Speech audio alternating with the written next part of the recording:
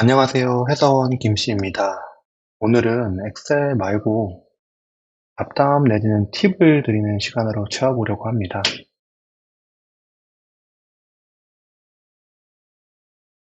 아마 신입사원분들은 낯선 곳에서 낯선 경험으로 많이 걱정되고 부담감이 큰 상황일 텐데요. 이러한 신입사원 여러분들에게 도움이 될 만한 이야기를 좀 해보려고 합니다. 저 역시 첫 출근 때 그 어색함과 부담감이 아직도 기억에 생생합니다. 오늘은 회사 생활 17년 차 부장으로서 저의 경험을 바탕으로 신입사원이나 사회에 첫 발을 내딛는 분들에게 간단한 팁을 드리고자 합니다.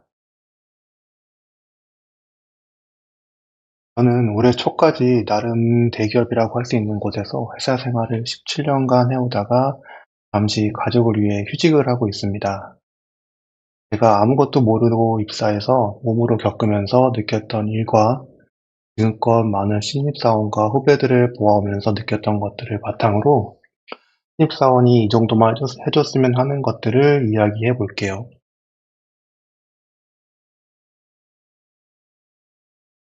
제가 생각하기에 신입사원이 알아야 할 것들을 대략 5가지 정도로 추려봤습니다.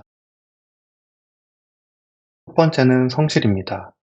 솔직히 저는 성실이라는 단어가 주는 답답함 때문에 성실이라는 말 자체를 좋아하진 않습니다.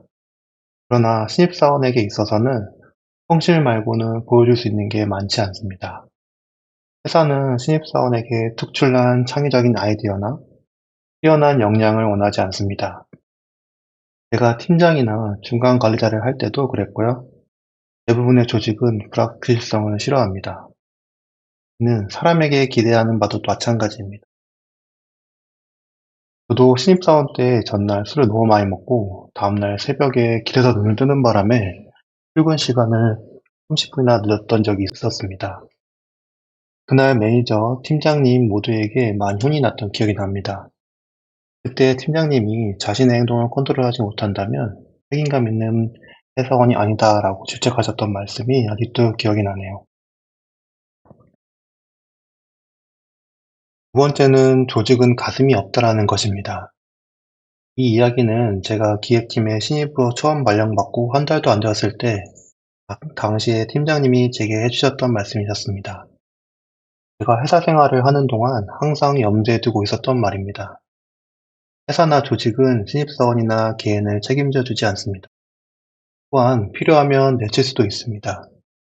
물론 입사 동기들이나 선후배끼리 끈끈함이 있고 서로 의지하고 할 수는 있습니다. 그러나 회사나 조직은 정책적으로는 개개인을 염두에 두지 않는다는 이야기입니다. 스스로가 본인의 경쟁력을 갖춰 나가야 합니다. 물론 조금 규모가 큰 회사의 경우에는 신입사원 OJT부터 해서 여러 교육 프로그램을 두고 있지만 이와는 별개로 본인의 경쟁력을 계속 쌓아 나가야 합니다. 세 번째는 무엇이든 물어보세요입니다.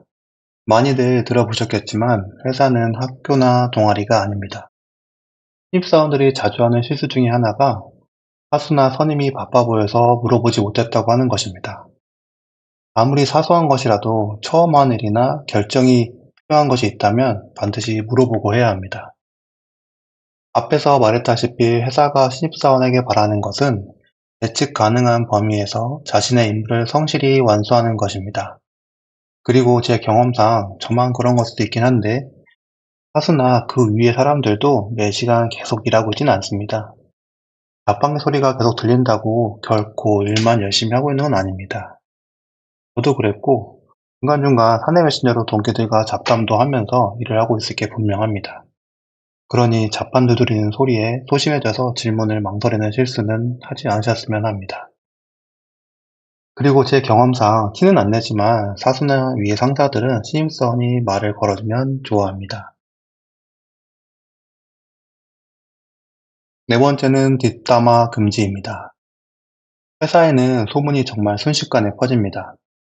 그리고 좋은 이야기보단 안 좋은 이야기가 훨씬 빨리 널리 퍼집니다.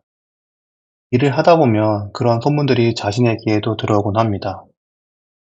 들어오는 소문이야 어떻게 할 수는 없지만 그 소문의 진앙지가 본인이 되지 않아야 합니다. 흔히들 말하는 또라이 질량 보존의 법칙에 따라 어디에나 또라이 같은 사람이 있습니다. 그렇다고 해도 그 사람에 대한 안 좋은 이야기를 남들에게 먼저 꺼내는 것은 자신에게 마이너스입니다. 그런 사람들은 내가 말을 안 해도 모두가 아는 또라이일 겁니다.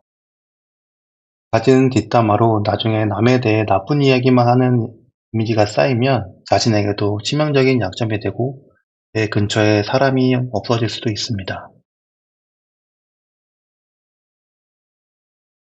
첫 번째는 일단 해보고 바꾸자입니다.